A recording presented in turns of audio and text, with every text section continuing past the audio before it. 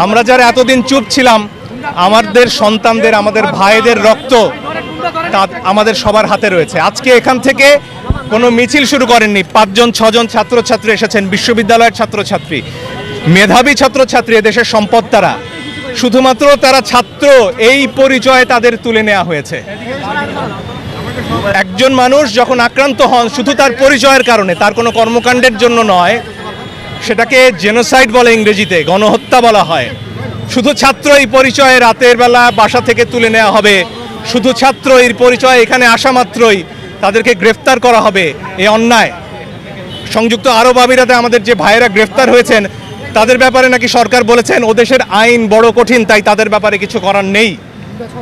তাহলে বাংলাদেশের আইন কোথায়? আমার মত প্রকাশের অধিকার কোথায়? আমার সমাবেশের অধিকার কোথায়? আমার সংবিধান আজকে কোথায়?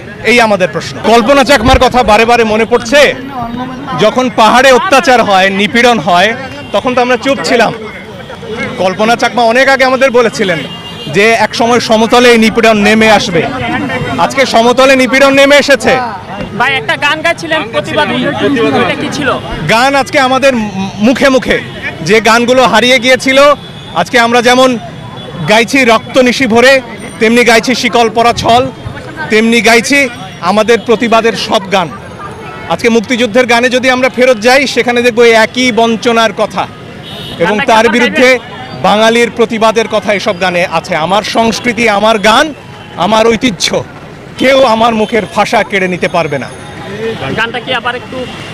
আজি রক্ত নিশি ভরে একই শুনি ওরে, মুক্তি কোলাহল বন্দি শৃঙ্খলে, কারা কারাবাসে মুক্তি হাসি হাসে, টুটেছে ভয় বাধা স্বাধীন হিয়া তলে। রক্ত নিশি